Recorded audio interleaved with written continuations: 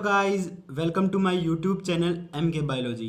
Guys, अगर आप एक नीट एस्पिरेंट हैं और नीट 2020 के लिए प्रिपेयर कर रहे हैं तो मेरी वीडियो को ज़रूर कंप्लीट देखें। ओके गाइस, आपके जो नीट 2020 का बायो का सिलेबस है उसमें आपके टोटल 10 यूनिट्स आएंगी। ओके, जो हमारी फर्स्ट 5 यूनिट्स हैं वो आपकी 11th से होंगी और जो नेक्स्ट 5 यूनिट्स है वो आपकी 12th से होंगी। टोटल 10 यूनिट्स में से आपके 90 क्वेश्चन एग्ज़ाम में पूछेगा एग्जामिनर। ओके, उन 90 क्वेश्चंस, वे जो 90 क्वेश्चन हैं वे आपके 360 मार्क्स के होंगे।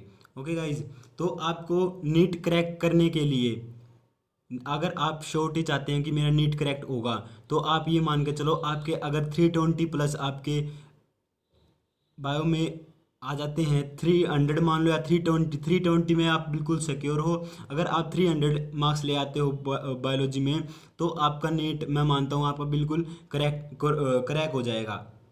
ओके गाइज, आपको नीट क्रैक करने से कोई नहीं रोक सकता।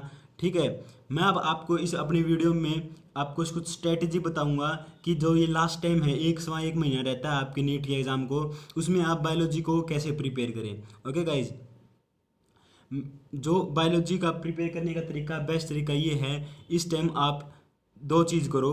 फर्स्ट है अपनी एनसीईआरटी पढ़ो। ओके, ठीक है, मैं कहूँगा आपको एनसीईआरटी कैसे पढ़नी है, आप यूनिट वाइज आपको, ठीक है, अपनी एनसीईआरटी को पढ़ो। ठीक है, पहले कोई भी यूनिट उठा ली, ठीक है, उसके यूनिट को एनसीईआरटी से पढ़ कर, ठीक है गाइज, फिर उसके एमसीक्यूज लगाओ। ओके, उस जो यूनिट है उसके एमसीक्यूज कैसे लगाने हैं आपको।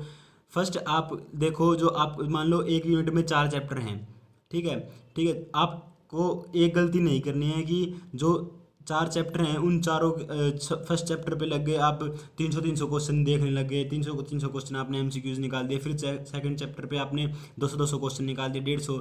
ठीक है, आपको गाइज अब इतना टाइम ख़राब नहीं करना है। आपको सिंपली क्या करना है, जो आपकी यूनिट है, ओके, उसके जो 4 चैप्टर है, हर चैप्टर से आप 30 क्वेश्चन करो। ओके गाइज, आपने अगर पहले एनसीईआरटी से पढ़ लिया, फिर उसके एमसीक्यूज लगाओ। फर्स्ट चैप्टर के 30, सेकंड चैप्टर के फिर 30, फिर थर्ड चैप्टर के 30, फिर फोर्थ चैप्टर के 30। ओके गाइज, फिर आपकी जो क्या होगा, जो आपका एक यूनिट होगी वो कंप्लीट हो जाएगी। ओके, आप सोचोगे हाँ मेरी एक यूनिट कंप्लीट हो गई है, मैंने रिवाइज कर ली है। तो ऐसे ऐसे करके आप 10 की 10 यूनिट कर लो। ठीक है गाइज, अगर आपकी ये 10 दिन के अंदर हो जाती है ये यूनिट, ओके, तो फिर आप नेक्स्ट स्टार्ट कर सकते हो, फिर दोबारा स्टार्ट कर सकते हो, फिर एनसीईआरटी से पढ़ो एक बार और। ठीक है, फिर क्या करो आप, फिर एमसीक्यूज लगाओ, नेक्स्ट एमसीक्यूज लगाओ। 30 किए थे पहले, उनको मत छेड़ना, फिर नेक्स्ट आप 30 एमसीक्यूज लगाओ उससे उनसे अलग। ओके, फिर ऐसे क्या होगा, आपके जो रिवीजन होंगे और कंसेप्ट होंगे वो आपके बहुत अच्छे से बिल्ड होंगे।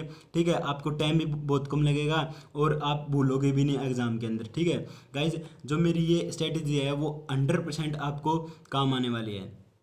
गाइज, जो मेरी आज की वीडियो है मैं उसमें आपको जो हमारे इम्यून फिजियोलॉजी आपकी जो यूनिट है 11th की, लास्ट जो 5th यूनिट है इम्यून फिजियोलॉजी, ओके, उसके मैं आपके मोस्ट एक्सपेक्टेड एमसीक्यूज प्रोवाइड करवाऊंगा। 200 प्लस हम एमसीक्यूज करेंगे, हर चैप्टर से 30 एमसीक्यूज आप लेके चलेंगे। ओके, हमारी ह्यूमन फिजियोलॉजी के अंदर टोटल 7 यूनिट्स हैं जो हमारी नीट के पॉइंट ऑफ व्यू से बहुत इंपॉर्टेंट हैं। ओके, इसकी वेटेज है हमारे नीट में कम से कम 13 to 15% इसकी वेटेज है, इससे 13 to 15% क्वेश्चन आपके पूछे जाते हैं। ओके गाइज, जो मैं आप नई वीडियो में क्वेश्चन बताऊंगा वो बिल्कुल बिल्कुल आपके लेवल के होने वाले हैं। 3 लेवल के होंगे, खासकर फर्स्ट लेवल, लो लेवल जो अपना एनसीईआरटी है उसका लेवल का होने वाला है, फिर सेकंड हमारा मीडियम लेवल होने वाला है, फिर थर्ड हाई लेवल होने वाला है। ठीक है, कुछ को नहीं पता होगा क्वेश्चन, ऐसे भी क्वेश्चन आते हैं, बट हम तीनों लेवल के क्वेश्चन लेके चलेंगे। ओके, हर चैप्टर में से 30 क्वेश्चन होंगे। ठीक है, आप वो 30 क्वेश्चन एमसीक्यूज कर लेना। मैं आपको गारंटी देता हूँ आपके जो नीट एग्जाम में उनमें से गारंटेड क्वेश्चन मिलेगा कोई ना कोई। ओके गाइज, आज का लेक्चर हम स्टार्ट करते हैं अपने ह्यूमन फिजियोलॉजी के फर्स्ट क्वेश्चन से। फर्स्ट क्वेश्चन है हमारा, select what is not true of intestinal villi among following. Okay guys, जो हमारा इंटेस्टाइनल विलाई है उसके हिसाब से इनमें से जो कौन सी ऐसी स्टेटमेंट है, कौन सा ऑप्शन है जो रॉन्ग है, ट्रू नहीं है। ओके, फर्स्ट ऑप्शन है हमारा, दे पोजेस माइक्रोविलाई। ओके, जो हमारी इंटेस्टाइनल विलाई होती है जो म्यूकोजा लेयर है हमारी एलिमेंट्री कैनाल की, जो सबसे इनर लेयर है उसमें प्रेजेंट होती है, ये फिंगर लाइक प्रोजेक्शन होते हैं, ठीक है। जो इंटेस्टाइनल विलाई हैं वो एक फिंगर लाइक प्रोजेक्शन होते हैं, ठीक है। वो क्या करते हैं, वो उनके पास माइक्रोविलाई होती है, ठीक है। तो ये हमारा ऑप्शन करेक्ट हो गया। सेकंड ऑप्शन है हमारा they increase the surface area, बिल्कुल करेक्ट है हमारा ये ऑप्शन भी, क्योंकि जो इंटेस्टाइनल विलाई है वो एब्जॉर्ब जो सरफेस एरिया है वो इंक्रीज करती है, इंक्रीज करने के काम आती है, जिससे हमारा जो एब्जॉर्प्शन है वो ज़्यादा हो। तो थर्ड ऑप्शन है हमारा they are supplied with capillaries and lacteal vessels. Okay, ये स्टेटमेंट भी हमारी बिल्कुल करेक्ट है। जो हमारी जो इंटेस्टाइनल विलाई है उसको उसमें कैपिलरीज भी होती हैं और लैक्टियल वेसल्स भी होते हैं। जो लैक्टियल वेसल है उसका सेकंड नेम है लिम्फ वेसल। ओके, हम लिम्फ वेसल भी हम क्या देते हैं, लैक्टियल वेसल्स को। ओके, जो थर्ड ऑप्शन है, जो फोर्थ ऑप्शन है हमारा they only participate in digestion of fats. तो ये रॉन्ग ऑप्शन हो गया हमारा, क्योंकि जो हमारी इंटेस्टाइनल विलाई है ये हमारा एब्जॉर्प्शन में भी काम आती है। ओके गाइज, तो ये ऑप्शन हमारा रॉन्ग हो गया, तो फोर्थ ऑप्शन अपना करेक्ट हो गया। नेक्स्ट क्वेश्चन आता है गाइज अब हमारा hepatopancreatic duct opens into the duodenum and carries. ठीक है, जो इपेटोपैनक्रेटिक डक्ट होती है ना गाइज, ठीक है, वो जब ड्यूडेनम में ओपन होती है तो क्या क्या लाती है, क्या कैरी करती है, कौन सा उसमें प्रोडक्ट है, कौन सा सब्सटेंस है वो उसमें इपेटोपैनक्रेटिक डक्ट में होता है। तो गाइज हमारा फर्स्ट ऑप्शन है बाइल, सेकंड ऑप्शन है हमारा पैनक्रेटिक जूस, थर्ड ऑप्शन है हमारा both bile and pancreatic juice, and fourth option है हमारा सलाइवा। ओके, जो हमारी इपेटोपैनक्रेटिक डक्ट है इसका मतलब क्या है, इसमें कौन इपेटोपैनक्रेटिक डक्ट किससे मिलकर बनी होती है, एक तो हमारी बाइल डक्ट जो हम कहते हैं इसको इपेटिक डक्ट, ठीक है। सेकंड हो गया हमारा पैनक्रेटिक डक्ट। ओके, ये दो बाइल और पैनक्रेटिक डक्ट होगी, ठीक है। ये दो डक्ट हैं, ये दो डक्ट मिलके हमारी इपेटोपैनक्रेटिक डक्ट मिलाती है, ठीक है। तो इपेटिक डक्ट से हमारा बाइल आएगा और पैनक्रेटिक डक्ट से हमारा बाइल जूस आएगा। ओके, तो ये दोनों सब्सटेंस होते हैं जो हमारे इपेटोपैनक्रेटिक डक्ट में प्रेजेंट होते हैं, तो थर्ड ऑप्शन अपना करेक्ट है। नेक्स्ट क्वेश्चन आता है गाइज हमारा अब one of the following is not a common disorder associated with digestive system. Okay, जो ये क्वेश्चन बता रहा हूँ मैं गाइज ये आपके बिल्कुल एनसीईआरटी बेस्ड क्वेश्चन है स्टार्टिंग वाले। ओके, इनमें से बताना अपने को कि कौन सा कॉमन ऑर्डर नहीं है डाइजेस्टिव सिस्टम का, ठीक है, जो डाइजेस्टिव सिस्टम से एसोसिएटेड नहीं है। तो गाइज हमने देखते ही पता चल रहा है जो हमारा फर्स्ट ऑप्शन है टेटनस, वो बिल्कुल करेक्ट है, क्योंकि जो टेटनस है वो बैक्टीरिया के इन्फेक्शन से होता है, ठीक है। इसमें क्या होता है, जो मसल्स होती हैं जाँ की और नेक की वो कॉन्टैक्ट हो जाती हैं, ठीक है, ब्रीदिंग में प्रॉब्लम आ जाती है, तो डाइजेस्टिव सिस्टम से कोई इसका रिलेशन नहीं है, तो हमारा फर्स्ट ऑप्शन बिल्कुल करेक्ट हो गया। ये तीनों ऑप्शन बाकी के जो हमारे डाइजेस्टिव सिस्टम से रिलेटेड हैं, तो हमारा फर्स्ट ऑप्शन करेक्ट है हमारा। नेक्स्ट क्वेश्चन आता है अब a gland not associated with the alimentary canal, ठीक है। इनमें से कौन सा ऑप्शन है, कौन सी ग्लैंड है इनमें से जो हमारे एलिमेंट्री कैनाल से एसोसिएट नहीं है, ठीक है, एलिमेंट्री कैनाल में नहीं है। तो फर्स्ट ऑप्शन है हमारा पेनक्रियाज। ओके, ये हमने पढ़ी है तो ये हमारी पेनक्रियाज तो है। सेकंड ऑप्शन है हमारा एड्रिनल। ओके गाइज, तो हमारा आंसर हो गया एड्रिनल, क्योंकि हमने एड्रिनल ग्लैंड हमने कहाँ पढ़ी थी, हमारी जो लीवर होते हैं, जो हमारा वो किडनीज होती हैं, किडनीज की दो बोथ किडनीज के ऊपर प्रेजेंट होती है एड्रिनल ग्लैंड, तो हमारी एलिमेंट्री कैनाल से एसोसिएट नहीं है। सेकंड ऑप्शन अपना करेक्ट हो गया। लीवर भी हमारा एलिमेंट्री कैनाल से है और सलेवरी ग्लैंड भी हमारी एलिमेंट्री कैनाल से एसोसिएट है, ठीक है। तो आप याद रखना जो एड्रिनल ग्लैंड है अपनी वो हमारी किडनी के ऊपर पाई जाती हैं। ओके, इसका हमारा एलिमेंट्री कैनाल से कोई रिलेशन नहीं है। देन हमारा नेक्स्ट क्वेश्चन आता है guys match the following two columns and select the correct among option given, ठीक है। इनमें से दो कॉलम दे रखे हैं, इनका मैच करना है, कॉलम 1 को और कॉलम 2 को आपस में मैच करना है, ठीक है गाइज। तो हमारा फर्स्ट आता है मैक्रोमोलिक्यूल्स ऑफ फूड, ठीक है, जो ए हमारा मैक्रोमोलिक्यूल फूड, ठीक है, इसको मैच करना है। तो इसका मैचिंग क्या होगा, आप देखो पढ़ो, ठीक है, इसका मैचिंग क्या होगा, ये कन्वर्ट होता है सिंपल सब्सटेंस में, ठीक है, जो मैक्रोमोलिक्यूल हैं फूड के वो सिंपल सब्सटेंस में कन्वर्ट होता है, उसको ही तो हम डाइजेशन कहते हैं। तो ए का ऑप्शन हो गया हमारा फोर्थ, ठीक है। इनमें से आप देखो ए का फोर्थ ऑप्शन कौन सा है, ए का फोर्थ ऑप्शन कौन सा है गाइज, ए का हमारा सेकंड ऑप्शन है, जो इसमें ए का फोर्थ दिखा रखा है, तो हमारा सेकंड ऑप्शन बिल्कुल करेक्ट हो गया, ठीक है गाइज। ये यो गलत लिखा गया है, प्रिंटेड गलत हो रही है यहाँ पे, ठीक है। तो हमारा सेकंड ऑप्शन करेक्ट हो गया, एक से ही पता चल गया। आपका जो नीट में ना ऐसी क्वेश्चन पूछता है, ठीक है, आपका टाइम ज़्यादा वेस्ट करने के लिए आपको ये सीधा यहाँ पे स्मार्ट वर्क दिखाना है। जो हमारा ए है इसका सीधा फोर्थ है, अपने को पता चल गया। तो यहाँ पे देखो ऑप्शन में ए का फोर्थ कौन सा है, ठीक है, तो सेकंड ऑप्शन है हमारा ए का फोर्थ। सभी को देखने की जरूरत नहीं है, आपको टाइम यहाँ पे टाइम बचाना है, ठीक है, आपको नीट एग्जाम में। तो देन हमारा नेक्स्ट क्वेश्चन आता है guys, match the two column and select the right one among option given, ठीक है, यहाँ पे भी फिर हमें मैच करना पड़ेगा, ठीक है, क्योंकि इस टाइप के क्वेश्चन अपने बहुत इंपॉर्टेंट होते हैं गाइज, ऐसे ही हमारा नीट में पूछता है एग्जामिनर। डुडेनम है, डुडेनम क्या होता है, duodenum U shaped structure emerging from stem, ये अपना करेक्ट हो गया, ठीक है। एपिग्लोटिस क्या है, एपिग्लोटिस एक कार्टिलेजिनस फ्लैप, ओके। ग्लोटिस क्या हो गया, glottis opening of find pipe. सिक्कम क्या हो गया, सिक्कम हमारा स्मॉल ब्लाइंड सैग हो गया।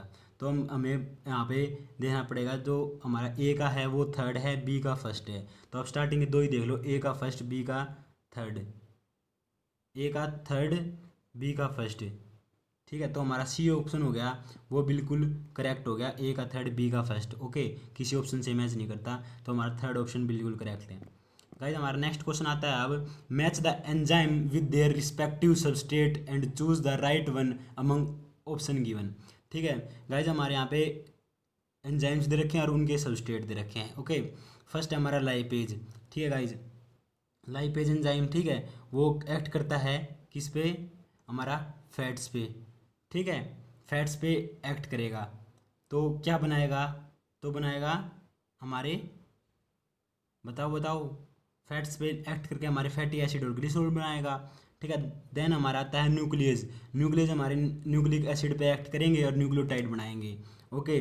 तो ए का टू एंड बी का थर्ड, ए का टू, ए का टू, ए का टू, ठीक है, और बी का थर्ड। तो ये ऑप्शन हमारे यहाँ पे करेक्ट होगा, क्योंकि यहाँ पे मिस प्रिंटिंग हो रखी है, दोनों में मिस प्रिंटिंग हो रही है, ठीक है।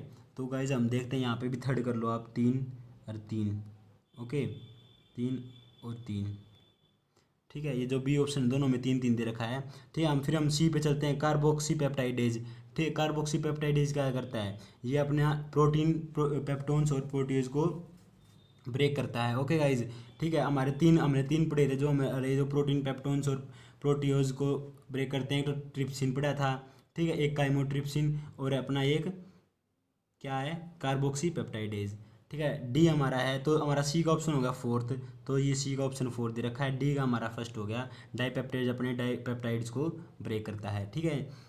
तो हमारा फोर्थ ऑप्शन बिल्कुल करेक्ट हो गया। यहाँ पे थोड़ी मिस प्रिंटिंग हो रही थी, बी में थर्ड दे रखा है, ओके गाइज। तो आप सभी ऑप्शन को देख लेना। अगर देखें यहाँ पे दोनों मैच हो रहे थे, तो हम क्या चलेंगे, सी पे और डी पे, सी और डी से पता चला हमें कि हमारा ऑप्शन कौन सा करेक्ट होगा, तो हमारा डी ऑप्शन करेक्ट है। नेक्स्ट क्वेश्चन आता है गाइज अब, liver is the largest gland and is associated with various functions, choose one with which is not correct, ठीक है। जो हमारा लीवर है वो हमारी लार्जेस्ट ग्लैंड है, ठीक है, वो वेरियस फंक्शंस को शो करता है। तो इनमें से जो हमारे चार ऑप्शन है, इनमें से बताना है कि कौन सा ऑप्शन ऐसा, कौन सा फंक्शन है जो हमारा लीवर शो नहीं करता। तो फर्स्ट ऑप्शन आता है मेटाबॉलिज्म कार्बोहाइड्रेट, तो बिल्कुल करेक्ट ऑप्शन है, ठीक है, ये हमारा लीवर शो करता है। डाइजेशन ऑफ फैट, ठीक है, ये भी हमारा ठीक है, जो डाइजेशन और एसिमिलेशन है वो फैट का, वो हमारे लीवर में होता है, तो ये गाइस ये भी ठीक है। फॉर्मेशन ऑफ बाइल, ये भी बिल्कुल करेक्ट ऑप्शन है, जो हमारा फॉर्मेशन है बाइल का वो हमारा लीवर में होता है, और स्टोरेज हमारी गाल ब्लैडर में होता है। तो बच्चा क्या, D secretion of hormone called gastrin, तो हमारा ये गलत हो गया स्टेटमेंट, ठीक है, क्यों, जो गैस्ट्रिन हार्मोन है ये हमारा स्टोमक रिलीज करता है, ना कि लीवर। तो डी ऑप्शन है बिल्कुल करेक्ट है, ओके गाइज। तो देन नेक्स्ट क्वेश्चन आता है हमारा, mark the right statement among the following, ठीक है, अपने को राइट स्टेटमेंट बतानी है, कौन सी right statement. Trypsinogen is an inactive enzyme, okay, right है बिल्कुल, ठीक है। और ऑप्शन देखते हैं हम, trypsinogen is secreted by intestinal mucosa, okay guys, तो ये हमारे बिल्कुल गलत हो गया, क्योंकि ये हमारा पैनक्रियाज से सिक्रीट होता है। Enterokinase is secreted bye pancreas, तो ये भी गलत हो गया, ये इन्होंने अपोजिट दे दिया, ठीक है, ये हमारा इंटेस्टाइनल म्यूकोजा से रिलीज होता है enterokinase enzyme. Bile contain trypsin, okay, तो ये भी गलत हो गया हमारा, क्योंकि जो बाइल है उसमें कोई भी एंजाइम प्रेजेंट नहीं होता। गाइज याद रखना आप, जो बाइल है होता है हमारा, उसमें कोई भी एंजाइम नहीं होता, सारे एंजाइम हमारे पैनक्रियाटिक जूस में होते हैं, ओके गाइज, याद रखोगे ना। तो ऑप्शन हमारा कौन सा करेक्ट हो गया, फर्स्ट ऑप्शन में हमारा बिल्कुल करेक्ट हो गया। Trypsinogen is an inactive enzyme, जो हमारे एंटेरोकाइनेज एंजाइम है वो उसको एक्टिवेट करता है ट्रिप्सिन में। ओके गाइज, देन हमारा नेक्स्ट क्वेश्चन आता है अब, this is the common passage for bile and pancreatic juice. Guys most important question आ गया अब, जो आपका एनसीईआरटी का है और एएमयू में पूछा गया है 2010 और 12 में। ओके गाइज, जो हमारा कॉमन पासेज है बाइल और पैनक्रियाटिक जूस का, ठीक है, उस डक्ट को हम क्या कहते थे, इपैटोपैनक्रियाटिक डक्ट, इपैटोपैनक्रियाटिक डक्ट।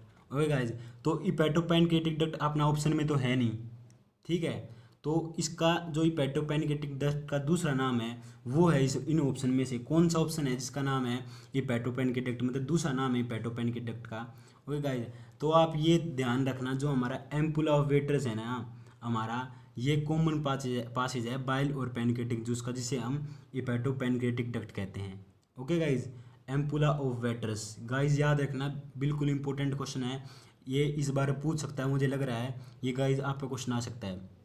देन हमारा नेक्स्ट क्वेश्चन आता है गाइज,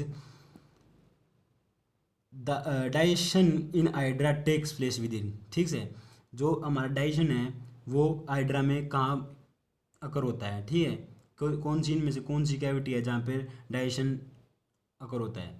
तो गाइज ये अपना क्वेश्चन उड़ीसा जे 2009 में पूछा गया था, ठीक है, ये इंपॉर्टेंट क्वेश्चन है मेरे हिसाब से। तो हमारा ये जो तीनों फर्स्ट तीन ऑप्शन है, जो तीनों कैविटी दे रखे हैं, ये हाइड्रा में एब्सेंट होती है, क्योंकि जो प्रीमिटिव हाइड्रा है उसमें ओनली गैस्ट्रोवेस्कुलर कैविटी होती है। ओके, जिसमें आपका डाइजेशन भी होता है और आपका जो न्यूट्रिशन है, डिस्ट्रीब्यूशन ऑफ न्यूट्रिशन है, वो आपका गैस्ट्रोवेस्कुलर कैविटी में होता है। तो आपका फोर्थ ऑप्शन बिल्कुल करेक्ट है। नेक्स्ट क्वेश्चन आता है गाइज आपका अब, which is the characteristic lining of stomach of mammals. Okay guys, इनमें से कौन सी characteristic lining of stomach of mammals है, जो स्टोमक है मैमल्स का, ठीक है, उनमें 3 टाइप की सेल होती हैं गाइज, ठीक है, उनमें से यहाँ पर एक प्रेजेंट है, तो आपको पता नहीं है इनमें से कौन सी सेल है जो आपकी स्टोमक की लाइनिंग में होती है, कैरेक्टरिस्टिक है stomach lining of characteristic lining of stomach of mammals. तो गाइज स्टोमक की लाइनिंग में हमने 3 सेल पढ़ी हैं। फर्स्ट हमारी नेक सेल, ओके, देन हमारी आती है ऑक्जेंटिक सेल, देन हमारी थर्ड आती है जाइमोजन सेल, ठीक है। तो गाइज आप देख लो ऑप्शन में कौन सी सेल है, तो हमारा थर्ड ऑप्शन करेक्ट हो गया, ऑक्जेंटिक सेल्स हमारी होती हैं, ठीक है, वो characteristic lining of stomach of mammals होती हैं।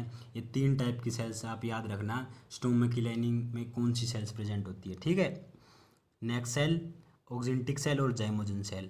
ओके गाइज, याद रहेगा ना, ठीक है ना, आपका बहुत इंपॉर्टेंट क्वेश्चन है ये। नेक्स्ट क्वेश्चन आता है गाइज अब, fatty acid and glycerol are first taken up from alimentary canal by. Guys ये भी आपका इंपॉर्टेंट क्वेश्चन है, जो फैटी एसिड और ग्लिसरॉल है वो आपका फर्स्ट कहाँ पे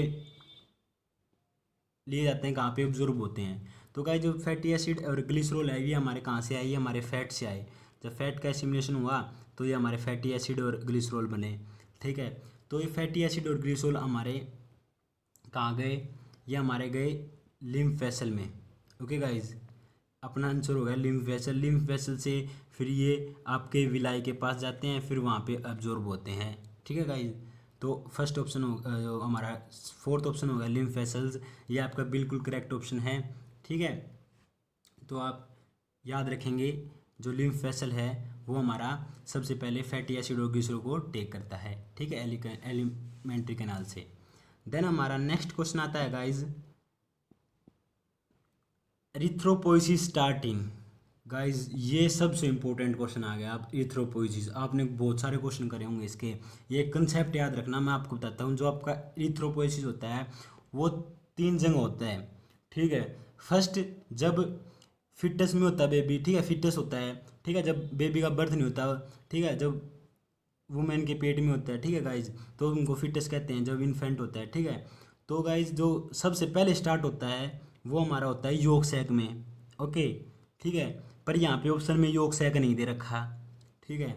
तो हम योक सैक, अगर ऑप्शन में योक सैक दे रखा तो हम देखते ही लगा जाते हैं कि योक सैक इसका आंसर है, ओके। फिर जब 2-3 महीने के बाद जब फिटस अपना 2-3 महीने का हो जाता है, तब कहाँ होता है, तब हमारा लीवर में होता है स्टार्ट एरिथ्रोपोइसिस, ओके।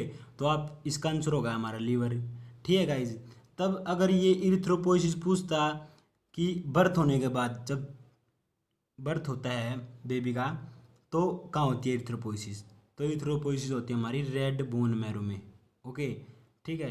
तब इसने तो पूछे इरिथ्रोपोइसिस स्टार्ट इन, सब स्टार्ट कहाँ से हुई, योग सेल होता तो योग सैक होता तो हमारा ऑप्शन आंसर होता है योग सैक, बट गाइस यहाँ पे योग सैक नहीं है तो हमारा ऑप्शन होगा बी, लीवर। ओके, अगर बर्थ के बाद पूछता तो हमारा रेड बोन मैरो होता गाइस, याद रखना गाइस, ठीक है। पहला योग सैक में, फिर आपका लीवर में, देन बर्थ के बाद आपका रेड बोन मैरो में। ओके, देन हमारा नेक्स्ट क्वेश्चन आता है guys, in rabbit the colour of bile juice is, ठीक है। जो रैबिट में बाइल जूस होता है उसका कलर क्या होता है, ठीक है। हमें पता है जो मैमल्स होते हैं, मैमल्स में हमारा जो बिलू, जो हमारा बाइल जूस में एक सब्सटेंस होता है बिल्यूवर्डिन,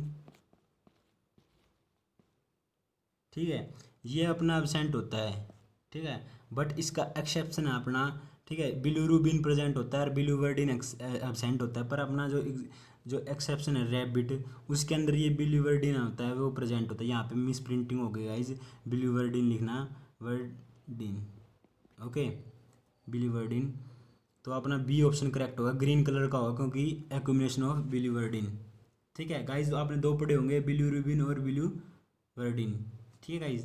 तो हमारा जो ग्रीन कलर का होता है बाइल जूस, ठीक है, क्यों होता है, ड्यू टू एक्यूमुलेशन ऑफ बिल्यूवर्डिन।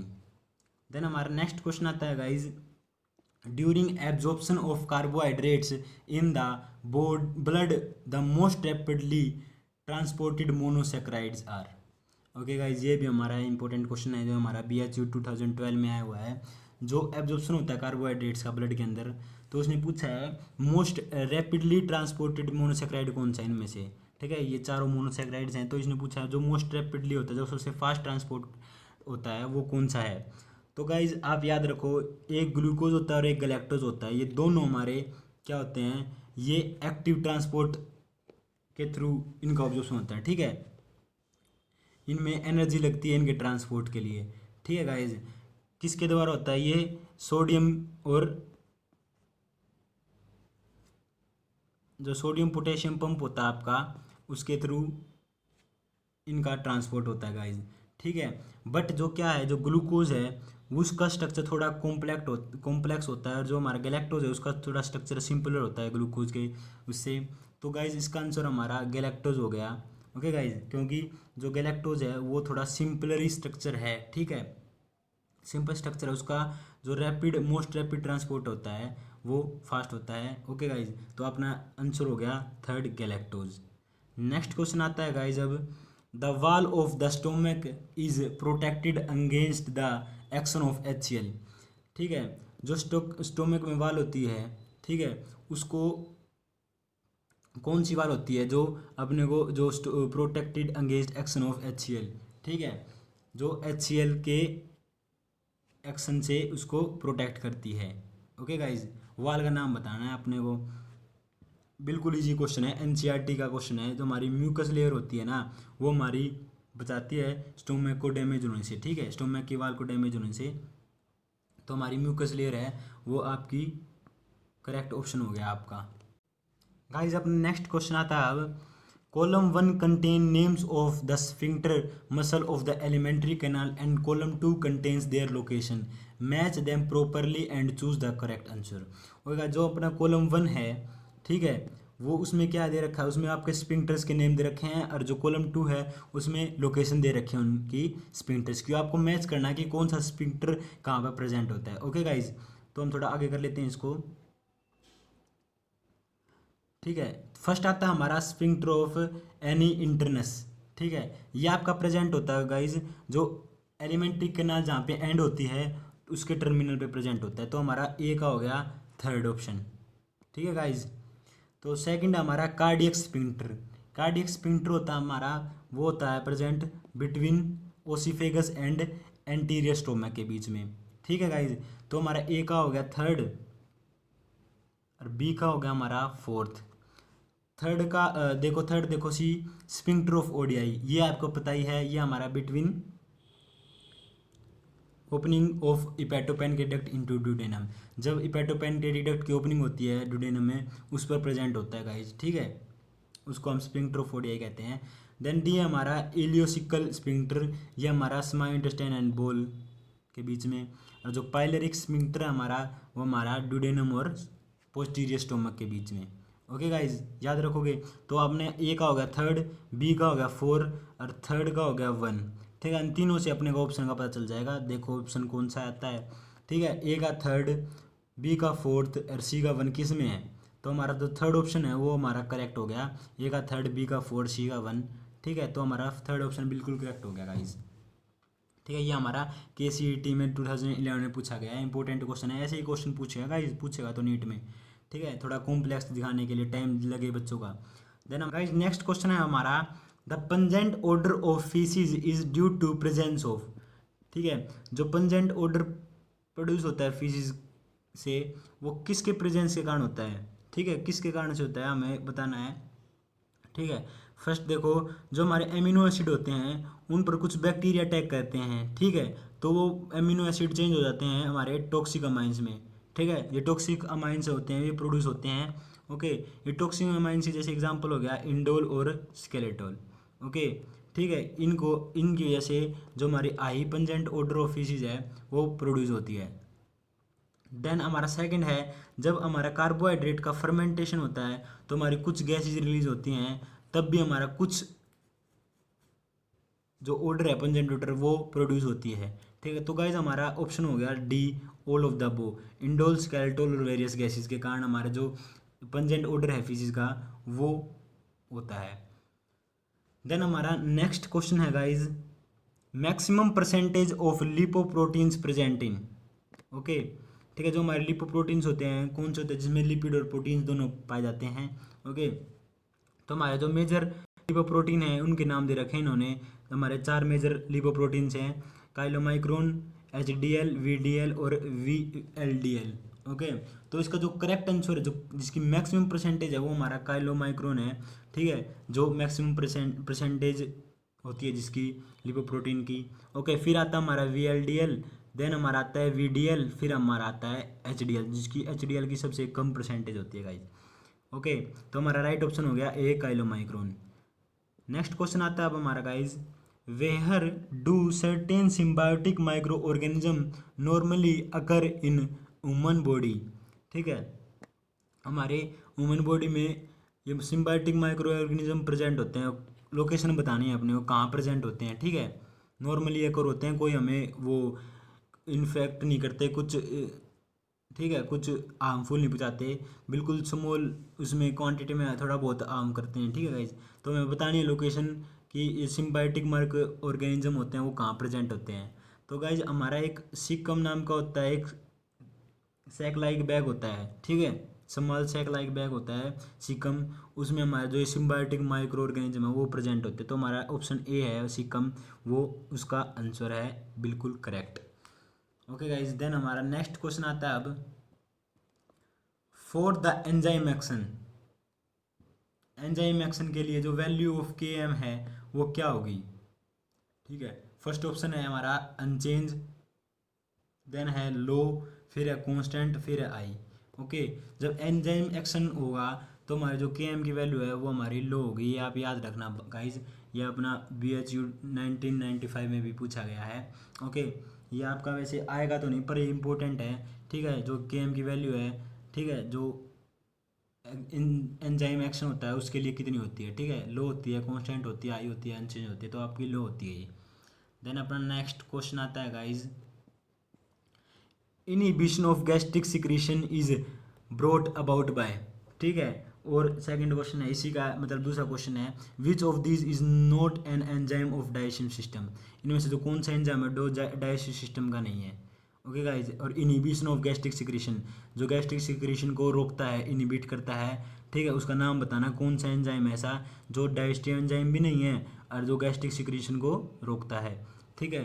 तो हमारा बिल्कुल इजी आंसर है इसका एंटेरोगैस्ट्रोन अपना एंजाइम है, जो हमारा पैनक्रियाज एपिथेलियल सेल से जो एपिथेलियल लेयर होती है उससे सिक्रीट किया होता है एंटेरोगैस्ट्रोन, ओके। नेक्स्ट क्वेश्चन आता है हमारा, a principal gastro intestinal hormone is, ठीक है, इनमें से कौन सा गैस्ट्रोइंटेस्टाइनल हार्मोन है? तो हमने 5 हार्मोन पढ़ रखे हैं गाइज हमारे गैस्ट्रोइंटेस्टाइनल है। एक सिक्रेटिन, ठीक है, दूसरा हमारा गैस्ट्रिन, थर्ड हमारा CCK, ओके, देन फोर्थ हमारा GIP एंड फिफ्थ हमारा मोटिलिन।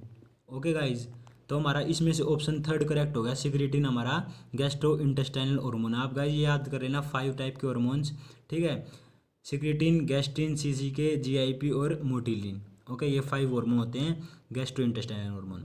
नेक्स्ट क्वेश्चन आता है गाइज अब, the activator of intestinal juice is, okay, जो जूस का इंटेस्टाइनल एक्टिवेटर है, इंटेस्टाइनल जूस का एक्टिवेटर है वो कौन सा हार्मोन है? ओके, तो इन्होंने एक क्वेश्चन पूछ रखा है इसी से रिलेटेड, इसी क्वेश्चन से रिलेटेड, mechanical stimulation of villi by food produce a hormone. ठीक है, फूड एक हार्मोन प्रोड्यूस करता है, उससे क्या होता है, जो स्टिमुलेशन होता है विलाई का वो इंड्यूस होता है, तो उसका हार्मोन का नाम बताना है। ओके गाइस, जो हमारा इंटेस्टाइनल जूस को भी एक्टिव करता है, एक्टिवेटर होता है, तो इसका आंसर हमारा एंटेरोक्रिनिन। ठीक है, जो एंटेरोक्रिनिन हार्मोन है हमारा, वो क्या होता है, जो हमारी इंटेस्टाइनल की एपिथेलियम लेयर होती है उससे सिक्रेट होता है, फिर वो क्रिप्ट ऑफ लेबरक्यून को जाके स्टिमुलेट करता है, फिर वो जो हमारा इंटेस्टाइनल जूस को एक्टिव करता है, एक्टिवेटर कहलाता है। ठीक है, तो हार्मोन हो गया हमारा एंटेरोक्रिनिन। देन हमारा नेक्स्ट क्वेश्चन आता है guys, anxiety and eating spicy food together in an otherwise normal human में लीड टू। ठीक है, जिस बंदे को एंजाइटी है और स्पाइसी फूड खा रहा है तो उस बंदे को क्या हो सकता है? ठीक है, may lead to indigestion, jaundice, diarrhoea and vomiting. तो गाइस इसका आंसर है ए, इंडाइजेशन। ठीक है, उसकी डाइजेशन में प्रॉब्लम आ जाएगी, प्रॉपर तरीके से डाइजेशन नहीं हो पाएगा फूड का। ठीक है, तो उसको हम इंडाइजेशन कहते हैं, तो इसका आंसर होगा ए, इंडाइजेशन कोज होगा, जो बंदे का एंजाइटी है और वो ईटिंग जो स्पाइसी फूड है वो खाता है साथ में। नेक्स्ट क्वेश्चन आता है गाइज अब, wisdom teeth in human is. ठीक है, ह्यूमन में विजडम टीथ कौन से होते हैं? तो गाइज यहाँ पे थोड़ी मिस प्रिंटिंग हो रही है, थर्ड थर्ड है ये, ओके, 34 नहीं है, थर्ड है ये, यहाँ पे भी थर्ड है ये। ओके गाइज, थर्ड है ये और सेकंड। तो हमारा जो विजडम टीथ होता है वो थर्ड मोलर होता है, ठीक है, और 4 ही नंबर होता है। थर्ड मोलर होता है या 2 ही नंबर होता है, सेकंड मोलर होता है या 4 ही नंबर होता है, सेकंड मोलर होता है या 2 ही नंबर होता है। इनमें से ऑप्शन बताओ आप कौन सा करेक्ट लग रहा है आपको। ठीक है, तो ये हमारा बिल्कुल इंपॉर्टेंट क्वेश्चन है, आपका नीट में पूछ सकते हैं, जो हमारे विजडम टीथ होते हैं वो कौन से होते हैं। ठीक है गाइज, हमने 4 टाइप के टीथ पढ़ रखे हैं, इंसिजर, कैनाइन, प्रीमोलर और मोलर। ठीक है, 2 2 1 3 ये पढ़ रखे हैं ना गाइज। ठीक है, जो हमारा जो विजडम टीथ होते हैं हमें पता है वो मोलर होते हैं। ठीक है, कौन से मोलर होते हैं, कितने होते हैं? ठीक है गाइज, 3 टाइप के मोलर होते हैं। ठीक है हमारे, तो हमारा जो विजडम टीथ होता है एक तो थर्ड मोलर होता है, ठीक है, थर्ड मोलर हो गया। ओके, फिर क्या हो गया, जो कितने नंबर में पूछा है तो हमें पता है जो हमारे मोलर होते हैं, ठीक है, थर्ड मोलर वो हमारे 4 होते हैं। ठीक है, 2 ऊपर वाले जामे, 2 नीचे वाले लोअर जामे, टोटल 4 हो गए, तो हमारा ऑप्शन ए होगा वो करेक्ट हो गया बिल्कुल। ओके गाइज, देन हमारा नेक्स्ट क्वेश्चन आता है अब, in the stomach gastric acid is secreted by the. ठीक है, जो स्टोमक में हमारा जो गैस्ट्रिक एसिड होता है किसके द्वारा सिक्रेट किया जाता है, कौन सी सेल है जो गैस्ट्रिक एसिड को सिक्रेट करते हैं? तो इसका बिल्कुल आंसर है, इजी आंसर है, जो हमारा NCERT से है। ठीक है, जो पेराइटल सेल होती है हमारी वो गैस्ट्रिक एसिड को सिक्रेट करती हैं। ओके गाइज, तो अपना बी ऑप्शन है वो बिल्कुल करेक्ट है, जो हमारा NCERT से पूछा गया है। देन हमारा नेक्स्ट क्वेश्चन है guys, which of the following can be cold animal starch. Okay, इनमें से कौन से ऑप्शन को हम एनिमल स्टार्च कहते हैं? ठीक है, तो कौन सा सब्सटेंस है जिसको हम एनिमल स्टार्च भी कहते हैं? ये हमारा एम्स 1993 में पूछा गया है। ठीक है, तो हमारा जो ग्लाइकोजन होता है, ठीक है, वो हमारा एनिमल स्टार्च के नाम से जाना जाता है। ठीक है, याद रख लेंगे। ओके, नेक्स्ट क्वेश्चन आता है guys, one of the following is needed for the conversion of trypsinogen into trypsin. ठीक है, इनमें से कौन सा एंजाइम बताना आपको जो ट्रिप्सिनोजन को ट्रिप्सिन में कन्वर्ट करता है? गाइज मैंने आपको ऊपर बताया था इसका आंसर। ठीक है, तो इसका सेकंड ऑप्शन किस तरह से पूछ सकता है, trypsinogen is an inactive enzyme secreted by the pancreas, it is activated by. ठीक है, जो ट्रिप्सिनोजन है वो आपका एक इनएक्टिव एंजाइम है। ठीक है, तो वो किसके द्वारा एक्टिव किया जाता है? ठीक है, जो ट्रिप्सिनोजन है उसको ट्रिप्सिन में कौन कन्वर्ट करता है, कौन सा एंजाइम कन्वर्ट करता है, तो हमारा एंटेरोकाइनेज है जो हमारा है ट्रिप्सिनोजन को ट्रिप्सिन में कन्वर्ट करता है, ठीक है, इनएक्टिव फॉर्म को एक्टिव फॉर्म में लेके आता है।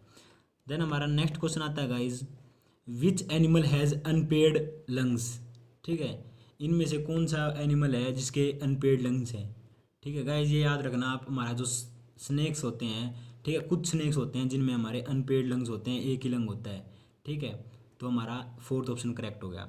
देन हमारा नेक्स्ट क्वेश्चन आता है guys, mammalian lungs have enormous number of minute alveoli, जिसे हम कहते हैं air sac, it is to all, ठीक है, तो हमें बताना है एल्वियोलाई होते हैं हमारे एयर सैक, उसके बारे में पूछ रहा है क्या है। More space for increasing the volume of inspired air, more surface area for diffusion of gases, more spongy texture for keeping lungs in proper shape, more nerve supply to keep organ active when working. तो guys हमारा जो alveoli होता है वो हमारी क्या होती है, रेस्पिरेटरी साइट होती है, ठीक है, जो रेस्पिरेटरी साइट है जहाँ पे रेस्पिरेशन होता है, ठीक है, वो हमारा एल्वियोलाई होता है, ठीक है। वो एल्वियोलाई का क्या काम है, वो हमारा डिफ्यूजन ऑफ गैसेज में है, वो हेल्प करता है, कैसे, वो सरफेस एरिया का इंक्रीज करता है, ठीक है, इंक्रीज करता है जिससे हमारा डिफ्यूजन ऑफ गैसेज है वो ज़्यादा हो।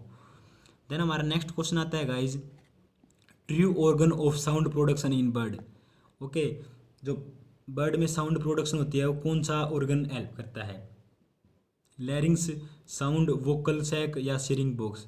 तो गाइज हमारा लैरिंग्स तो हम में होता है, ठीक है, मैमल्स में, और जो सिरिंग्स बॉक्स होता है वो आपका बर्ड्स में होता है साउंड प्रोडक्शन के लिए, तो हमारा डी ऑप्शन हो गया करेक्ट हो गया, syrinx box true organ of sound production in bird. Next question आता है गाइज, अब the nerve impulse which stimulate the intercostal muscle and diaphragm and thus permit breathing originate in the, ठीक है, जो आपकी नर्व इम्पल्स है stimulate करती है इंटरकोस्टल मसल को और डायफ्राम को, ठीक है, फिर जिससे हमारा जो ब्रीदिंग है वो स्टार्ट होती है, ठीक है, वो कहाँ से, कहाँ से ओरिजिनेट होती है जो नर्व इम्पल्स होती है, ठीक है, सेंटर कौन सा है, तो गाइस इसका आंसर है हमारा मेडुला एम्ब्लोंगेटा, ठीक है, जो हमारे रेस्पिरेटरी सेंटर्स होते हैं दो, एक्सपायरेटरी सेंटर और जो हमारे इंस्पायरेटरी जो सेंटर्स होते हैं, ठीक है, उनको जो मेडुला एम्ब्लोंगेटा आता है, ठीक है, वो स्टिमुलेट करता है, ठीक है, फिर वो वे क्या होते हैं जो सेंटर्स होते हैं, फिर वो इंटरकोस्टल मसल और डायफ्राम को स्टिमुलेट करते हैं जिससे हमारी ब्रीदिंग मैकेनिज्म चलता है। नेक्स्ट क्वेश्चन है गाइज हमारा, number of alveoli in human lung is about, okay guys, जो हमारे ह्यूमन लंग्स में इसमें इसने पूछा है जो एल्वियोलाई है उसका नंबर कितना होता है ह्यूमन लंग्स के अंदर। फर्स्ट ऑप्शन हमारा 1 मिलियन, सेकंड ऑप्शन हमारा more than 2 million, third option हमारा more than 5 million and fourth option हमारा मोर देन 7 मिलियन। तो गाइज हमारे ह्यूमन लंग्स के अंदर more than 7 millions of alveoli present होती है, ओके गाइज। नेक्स्ट क्वेश्चन अब हमारा, which of the following statement is not true, ठीक है गाइज, हमें स्टेटमेंट ऐसे बताने जो गलत है। The partial pressure of oxygen in deoxygenated blood is 44 mmHg, तो ये हमारी स्टेटमेंट राइट है गाइज। अपने एनसीईआरटी में टेबल पढ़ी होगी, ओके, पार्शियल प्रेशर वाली, जिसमें ऊपर था O2 नीचे था CO2, ओके, फिर यहाँ पे ऑप्शन थे आपके एटमॉस्फेरिक एयर में कितना है, एल्वियोलाई में कितना है, ओके गाइज, ऐसे आपके ऑप्शन थे, ठीक है। तो हमारा जो डीऑक्सीजनेटेड ब्लड होता है उसमें जो पार्शियल प्रेशर होता है ऑक्सीजन का वो हमारा 40 mmHg होता है, ओके गाइज, ठीक है।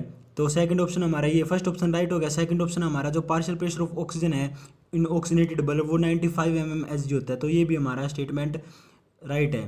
देन थर्ड ऑप्शन हमारा the partial pressure of oxygen in the alveolar air is 104 mmHg, तो 104 mmHg होता है गाइज हमारा एल्वियोलर एयर में, ठीक है, ऑक्सीजन का पार्शियल प्रेशर। तो थर्ड स्टेटमेंट भी हमारी राइट होगी।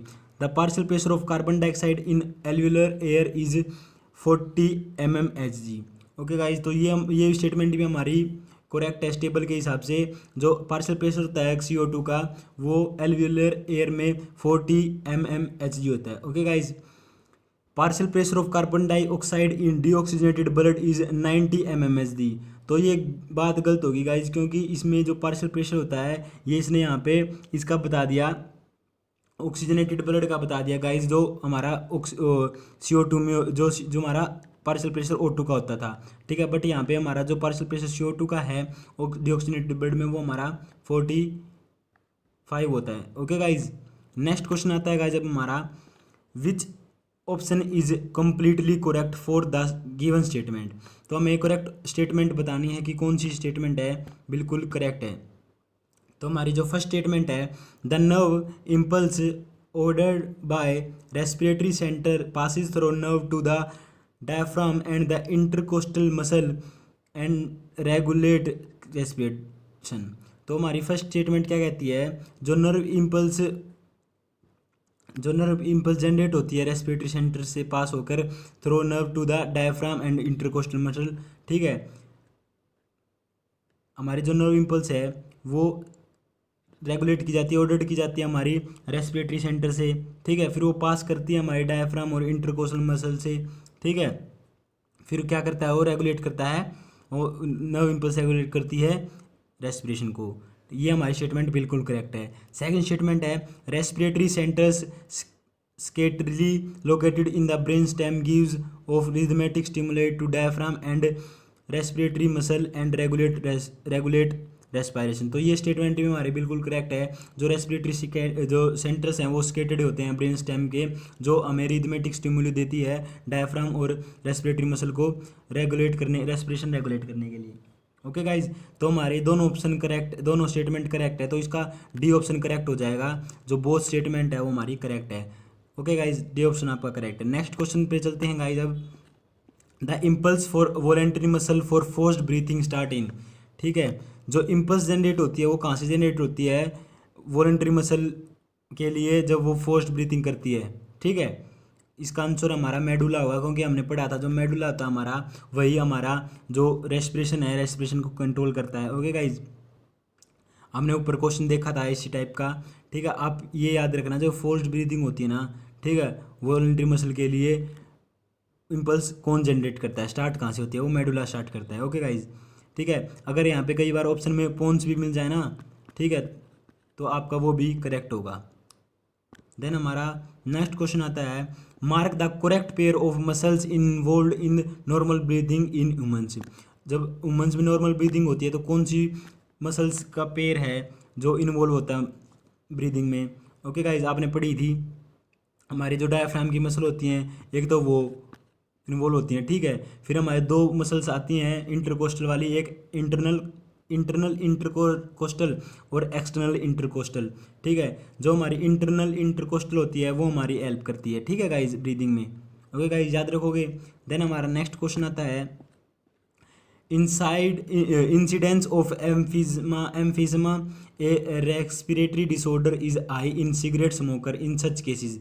जो एम्फीसिमा होता है, ठीक है, होने के जो चांस होते हैं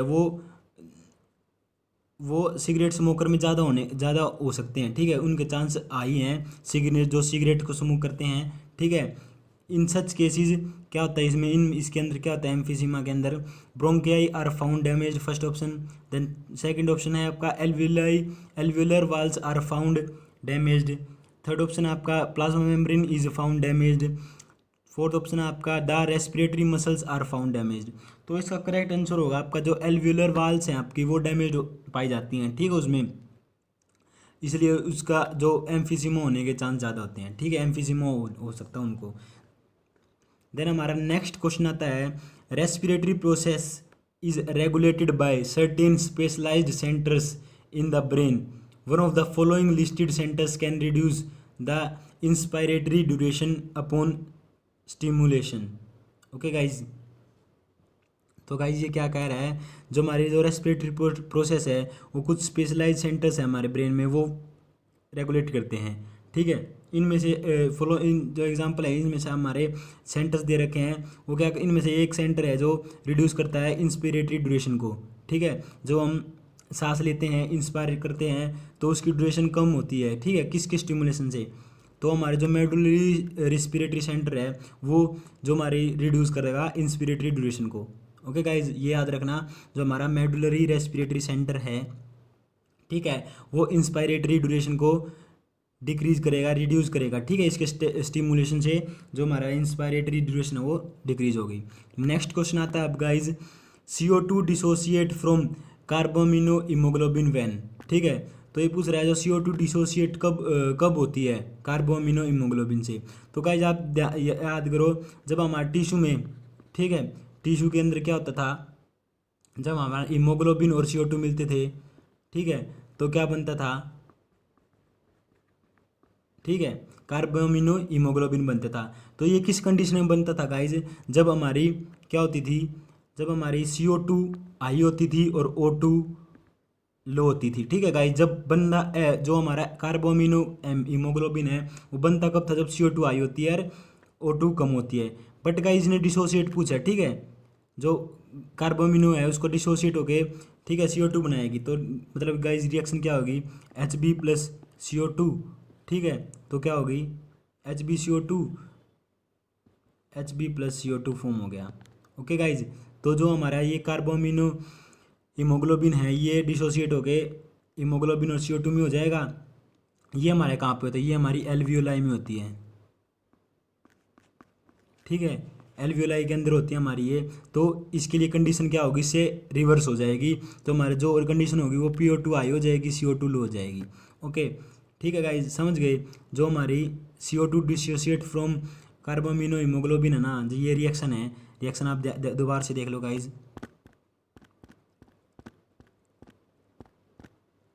जो हमारी ये है, जो कार्बोमिनो हीमोग्लोबिन हमारा, ठीक है, ये इसका ब्रेकडाउन होकर क्या डिसोसिएट करता है, CO2 प्लस में हीमोग्लोबिन।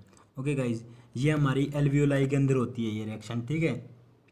किस कंडीशन में, जब हमारी पार्शियल प्रेशर जो CO2 का है वो हमारा जब डिक्रीज हो और PO2 हमारा इंक्रीज हो, ज़्यादा हो, ठीक है। जब CO2 का कम हो पार्शियल प्रेशर और PO2 का ज़्यादा हो तो हमारा ये CO2 का डिसोसिएशन होगा। तो हमारा सेकंड ऑप्शन है वो बिल्कुल करेक्ट है। नेक्स्ट क्वेश्चन आता है गाइज अब, identify the correct and incorrect match about respiratory volume and capacity and mark the correct answer. ये रेस्पिरेटरी कैपेसिटी, वॉल्यूम और कैपेसिटी देख रखी है गाइज, इनमें से आपको करेक्ट बतानी है कौन सी है। फर्स्ट हमारा इंस्पायरेटरी कैपेसिटी, ठीक है, IG क्या होती है, tidal volume plus residual volume, ठीक है। तो गाइज हमारी ये बिल्कुल करेक्ट है, इनकरेक्ट नहीं है। जो हमारी इंस्पायरेटरी वॉल्यूम होती है वो tidal volume plus residual volume होती है। सेकंड है विटल कैपेसिटी, क्या होती है, टाइडल वॉल्यूम प्लस में इंस्पायरेटरी रिजर्व वॉल्यूम और एक्सपायरेटरी रिजर्व वॉल्यूम, ये भी बिल्कुल करेक्ट है गाइज, ठीक है। थर्ड आ गया हमारा रेजिडुअल वॉल्यूम, क्या होती है, हमारी विटल कैपेसिटी माइनस में इंस्पायरेटरी रिजर्व वॉल्यूम होती है। ओके गाइज, ये आप याद रखना, ठीक है। ये हमारी जो थर्ड वाली है वो हमारी गलत हो गई। क्यों गलत हो गई, क्योंकि जो रेजिडुअल वॉल्यूम है ये नहीं होती, ठीक है। रेजिडुअल वॉल्यूम होती है FRC माइनस में XRV। ओके, ये इसका रीजन है। जो रेजिडुअल वॉल्यूम होती है RV वो FRC माइनस में ERV होती है। तो इसका करेक्ट आंसर हो गया हमारा थर्ड। सॉरी गाइज, इसमें ये नहीं बताना आपको, मैं गलत करवा गया। आपको इस क्वेश्चन में ये बताना है कि इनमें से कौन सी करेक्ट है कौन सी इनकरेक्ट है, सीरीज वाइज बताना। पहले हमारी क्या है कई ऐसे जिनसे ऑप्शन दे रखे हैं आपके, ये बताना फर्स्ट इनकरेक्ट है, सेकंड इनकरेक्ट है, करेक्ट है, ठीक है, ये बताना आपको। तो हमारे जो फर्स्ट आती है inspiratory capacity is equal to tidal volume plus में रेजिडुअल वॉल्यूम, ठीक है। तो गाइज ये हमारी रोंग है, रोंग है, क्योंकि टाइटल प्लस में रेजिडुअल नहीं होती है गाइज, ये होती है IRV, ठीक है, टाइडल प्लस में IRV होती है। तो हमारी फर्स्ट गलत है। सेकंड हमारी vital capacity is equal to tidal volume inspiratory expiratory reserve volume, तो ये हमारी सेकंड करेक्ट है। थर्ड हमारी भी इनकरेक्ट है, मैंने अभी बताया। फोर्थ हमारी बिल्कुल करेक्ट है, जो टाइडल वॉल्यूम होती है वो हमारी इंस्पायरेटरी कैपेसिटी माइनस में इंस्पायरेटरी रिजर्व वॉल्यूम होती है। तो गाइज हमारा जो हमारी पहली स्टेटमेंट है वो हमारी इनकरेक्ट, फिर करेक्ट, फिर इनकरेक्ट, फिर करेक्ट। ओके गाइज, तो ऑप्शन में देखो कौन सा ऑप्शन मिलता है आपको ऐसा। तो गाइज हमारा जो सेकंड ऑप्शन है इनकरेक्ट करेक्ट इनकरेक्ट करेक्ट, तो ये हमारा बिल्कुल ठीक है, ठीक है, याद रखोगे। नेक्स्ट क्वेश्चन आता है अब guys, respiration in insect is called direct because, direct respiration क्यों कहते हैं हम इंसेक्ट्स के अंदर, क्योंकि गाइज आपने पढ़ा है उसके अंदर ट्रैकियल ट्यूब्स होती हैं, ठीक है, जिसके थ्रू वो CO2 O2 को एक्सचेंज करता है। तो ऑप्शन में आप देखो ट्रैकियल ट्यूब्स कौन से ऑप्शन में, तो हमारा फोर्थ ऑप्शन हो गया, वो करेक्ट हो गया। ट्रैकियल ट्यूब से वो एक्सचेंज करता है डायरेक्टली, ठीक है, मसिल से when they exchange with tissue, ठीक है गाइज, हमारा फोर्थ ऑप्शन बिल्कुल करेक्ट है, क्योंकि वो ट्रैकियल ट्यूब्स की हेल्प से वो डायरेक्ट रेस्पिरेशन शो करता है। नेक्स्ट क्वेश्चन कौन सा था गाइज अब,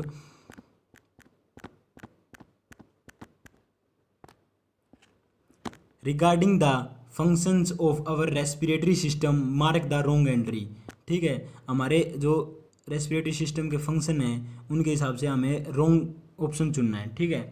हमारा रेस्पिरेटरी सिस्टम क्या करता है, ह्यूमिडिफाई द एयर, ये भी करेक्ट है, ठीक है, वार्म अप द एयर, ये भी करेक्ट है, डिफ्यूजन ऑफ गैसेज, ये भी करेक्ट हमारा रेस्पिरेशन सिस्टम करता है। फोर्थ ऑप्शन बच गया क्लीन अप द एयर, ये कोई काम नहीं है इसका हमारे रेस्पिरेटरी सिस्टम का, ठीक है, तो हमारा डी ऑप्शन करेक्ट हो गया, क्योंकि हमारा रेस्पिरेटरी सिस्टम है ये बाकी के ये 3 फंक्शन करेगा, ये फोर्थ फंक्शन नहीं करता।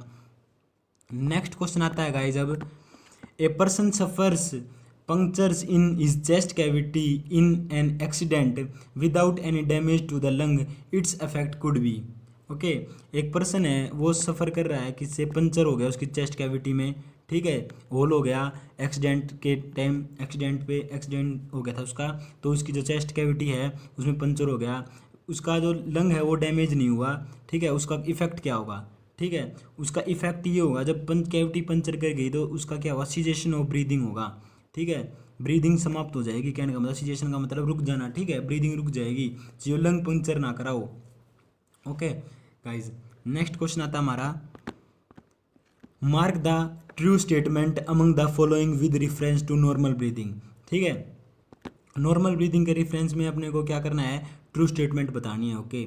Inspiration is a passive process whereas expiration is active, okay, inspiration is a active process whereas a expiration is a passive process, inspiration and expiration are active process, okay, inspiration and expiration are passive process, okay guys, ये बता रहा है 4 option बता रहा है, आपने ये बताना है जो इंस्पायरेशन है वो पैसिव है, ठीक है, या एक्टिव है, या एक्सपायरेशन पैसिव है या एक्टिव है, या बोथ हमारी है, जो एक्टिव प्रोसेस है या बोथ हमारी पैसिव प्रोसेस है गाइज। तो हमारा करेक्ट ऑप्शन होगा हमारा number second, B option, inspiration is active process and expiration is our passive process, okay.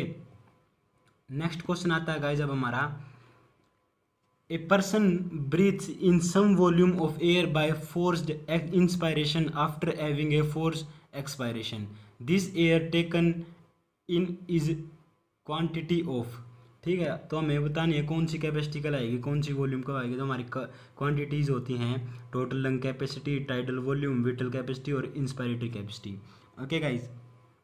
तो हमारी इनमें बतानी है कि जब एक पर्सन ब्रीथ करता है, ठीक है, some volume of air by force, ज़्यादा फोर्स से तो सांस लेगा, ठीक है, और ज़्यादा फोर्स से उसको क्या करेगा, सांस छोड़ेगा, तो उसको कौन सी क्वांटिटी में रखेंगे, ठीक है, तो हमारा इसका आंसर है ए, टोटल लंग कैपेसिटी कहेंगे, जितनी ज़्यादा सांस लेगा उतना छोड़ेगा, तो हमारी ये लंग कैपेसिटी हो जाएगी, total lung capacity. Next question आता है guys, mark the incorrect statement in context to O2 binding to haemoglobin, तो इनमें से इनकोरेक्ट स्टेटमेंट बतानी है कि गाइज जो हमारा जो O2 है, ऑक्सीजन है, वो बाइंड करता है Hb से, ठीक है, तो हमारा O2 कब बाइंड करता है, जब हमारा हाई pH होता है, लो टेम्परेचर होता है और लो CO2 होता है, ओके गाइज, ये हमारी करेक्ट स्टेटमेंट है। बट ये जो डी बता रखा है गाइज ने, ठीक है, हायर PO2, तो ये हमारी इनकरेक्ट स्टेटमेंट होगी, ठीक है, तो आपका ऑप्शन डी हो गया राइट। नेक्स्ट क्वेश्चन आता है अब, वॉइस इन मैमल्स प्रोड्यूस्ड, जो मैमल्स होते हैं वॉइस कब प्रोड्यूस होती है उनमें, तो वो गाइज वो ड्यूरिंग एक्सेलेशन होती है, इनहेलेशन से वॉइस प्रोड्यूस नहीं होती, ड्यूरिंग एक्सेलेशन, तो आपका डी क्वेश्चन बिल्कुल राइट हो गया। नेक्स्ट क्वेश्चन आता है, invertebrate blood with regulatory pigment is the carrier of oxygen to tissue, ठीक है, जो है आपका blood, invertebrate blood which respiratory pigment is the carrier of, तो आपका ये हीमोग्लोबिन इसका आंसर हो गया। ठीक है, वो ऑक्सीजन को कैरी करता है, ठीक है, टिश्यू तक पहुँचाता है। हीमोग्लोबिन आपका रेस्पिरेटरी पिगमेंट है। ये तो बिल्कुल इजी सा क्वेश्चन था। नेक्स्ट क्वेश्चन आता है गाइस, अब the haemoglobin of a human foetus, ठीक है, जो ह्यूमन फीटस में ग्लोबिन है, जो हीमोग्लोबिन है वो कैसा है, ठीक है गाइस, हमें बताना है। तो गाइस इसका आंसर है ऑप्शन बी। ओके, जो हीमोग्लोबिन होता है फीटस का, उसमें क्या होता है, जो ऑक्सीजन की एफिनिटी होती है वो हायर होती है एडल्ट से। ओके गाइस, वो हीमोग्लोबिन ज़्यादा देर तक ऑक्सीजन को कंटेन रखता है, बल्कि हमारे अडल्ट में ये थोड़ी देर के लिए रखता है। ठीक है, एफिनिटी होती है वो ऑक्सीजन की, वो हायर होती है फीटस में एडल्ट से। देन हमारा नेक्स्ट क्वेश्चन है, विच of the following disease is associated with lung, ठीक है, हमें बतानी है इनमें से कौन सी डिजीज है जो हमारे लंग से जुड़ी हुई है। तो ब्रोंकाइटिस भी हमने पढ़ी है, एनसीईआरटी की लाइन से हैं सारी, जो एनसीईआरटी के क्वेश्चन है लगभग। ब्रोंकाइटिस हमारी लंग से है, निमोनिया हमारे लंग से है, अस्थमा भी हमारा लंग से है। तो ऑप्शन हो गया अपना डी बिल्कुल correct. Okay guys, then next question आता है, what is the total vital capacity of lung in man, ये भी एनसीईआरटी का क्वेश्चन आ गया। ठीक है, आपने पढ़े हैं, सारी कैपेसिटी पढ़ी हैं। ओके, हमारे एनसीईआरटी में सबकी ये कैपेसिटी भी दे रखी है, कितनी वॉल्यूम में होती है। ठीक है, तो इसका आंसर हमारा 4600 ml, ठीक है, 4600 ml हमारे टोटल लंग कैपेसिटी होती है। ठीक है, total vital capacity. Guys next question आता है अब, it is much easier for a small animal to run up hill than for a large animal because, क्यों, जो क्या कह रहा है, जो स्मॉल एनिमल है, ठीक है, जब अप हिल जाएगा, रन अप हिल दौड़ता है, ठीक है, ऊपर की तरफ दौड़ता है, तो वो ज़्यादा ईजियर रहता है इसके लिए, बल्कि जो लार्ज एनिमल होता है उसके लिए ज़्यादा टफ रहता है। ऐसा क्यों, ठीक है, इसका क्या है रीज़न, मैं आपको बताता हूँ। गाइस जो स्मॉल एनिमल्स होते हैं उनको क्या होता है, O2 की रिक्वायरमेंट ज़्यादा होती है। ठीक है, उनका हीमोग्लोबिन को O2 कम सी होती है। ठीक है, O2 की एफिनिटी बहुत कम होती है as compare to large animal. तो हमारा करेक्ट ऑप्शन होगा हमारा नंबर 3, सी ऑप्शन हमारा बिल्कुल करेक्ट होगा। देन हमारा नेक्स्ट क्वेश्चन आता है guys, pick the correct statement. Okay, the contraction of internal intercostal muscle lift up the rib and sternum. Okay, the ribs transport oxygen only. The thoracic cavity is anatomically an airtight chamber. Fourth option है, healthy man can inspire approximately 500 ml of air per minute. ये option हमारा, during expiration the intrapulmonary pressure is slightly below the surrounding atmospheric pressure. तो guys हमें correct statement चुननी है। तो हमारा जो फर्स्ट स्टेटमेंट है, contraction of internal muscle lift up, तो जो कंट्रैक्शन होता है इंटरनल कोस्टल का, तो ये नहीं करता। तो हमारी ये स्टेटमेंट रॉन्ग होगी, वो रिब्स और स्टर्नम को लिफ्ट नहीं करता इंटरनल कोस्टल, ठीक है, वो डायफ्राम को करता है। देन हमारा बी है, the RBC transport oxygen only, तो ओनली तो नहीं करता ऑक्सीजन को, वो CO2 को भी ट्रांसपोर्ट करता है। तो सेकंड भी ऑप्शन गलत हो गया। थर्ड ऑप्शन है, the thoracic cavity is anatomically an air tight chamber, ये बात बिल्कुल करेक्ट होगी। तो हमारा ऑप्शन सीधा सी बिल्कुल करेक्ट है। ठीक है, जो हमारा थोरेसिक कैविटी है वो हमारी एयर टाइट चैम्बर है। ठीक है, नेक्स्ट क्वेश्चन आता है गाइज अब, which mammals lack true vocal cord, इनमें से कौन सा मैमल है जो ट्रू वोकल कोड को लेक करता है, मतलब कि एब्सेंट होती है उनके अंदर। तो गाइज इसका आंसर है ऑप्शन सी, हिप्पोपोटेमस। ठीक है, हिप्पोपोटेमस में ट्रू वोकल कॉर्ड एब्सेंट होती है। ओके, नेक्स्ट क्वेश्चन आता है गाइज हमारा, the haem protein complexes which of is oxidising agent are known as, ठीक है, जो हीम प्रोटीन कॉम्प्लेक्स होता है उसका कौन सा जो ऑक्सीडाइजिंग एजेंट है, ठीक है, तो उसका नाम है हमारा साइटोक्रोम। ठीक है, जो ऑप्शन डी है हमारा वो बिल्कुल करेक्ट है। देन हमारा नेक्स्ट क्वेश्चन आता है how many molecule of oxygen are bound to 1 molecule of haemoglobin. जो 1 मोलिक्यूल ऑफ हीमोग्लोबिन है, ठीक है, इससे कितने मोलिक्यूल्स ऑक्सीजन बाइंड कर सकते हैं? तो हमारे 4 मोलिक्यूल हीमोग्लोबिन से बाइंड कर सकते हैं, ठीक है। ये हमारा 4D ऑप्शन बिल्कुल करेक्ट हो गया। नेक्स्ट क्वेश्चन आता है गाइस, अब read the following statement and select the correct one. The H release from carbonic acid combines with hemoglobin to form hemoglobinic acid. B है हमारा oxyhemoglobin of erythrocytes is alkaline. Third option हमारा more than 70% of carbon dioxide is transferred from tissue to the lung in the form of amino compounds. D option हमारा in a healthy person the hemoglobin content is more than 25 grams per 100 ml. ये option हमारा in lungs the oxygen from the alveolus reach the blood through aids transport. तो guys इसमें हमारा correct option होगा हमारा number first option हमारा बिल्कुल correct होगा A. The H release from carbonic acid combines with haemoglobin to form haemoglobinic acid. Okay guys, ये आपके 60 क्वेश्चन थे, जिसमें फर्स्ट 30 क्वेश्चन थे आपके डाइजेशन चैप्टर से, देन आपके सेकंड चैप्टर से breathing and exchanges of gases से। ओके, 30 क्वेश्चन हो गए आपके, टोटल 60 क्वेश्चन हो चुके हैं इस लेक्चर के अंदर। ओके गाइज, आप ये वीडियो, ठीक है, पेपर से पहले भी देख जाना। Okay guys, as a revision में, ठीक है, ये वीडियो आपके लिए बहुत इंपॉर्टेंट थी। अगली वीडियो में हम नेक्स्ट 60 क्वेश्चन देखेंगे। ओके गाइज, तो कल की वीडियो में मिलते हैं। Thank you.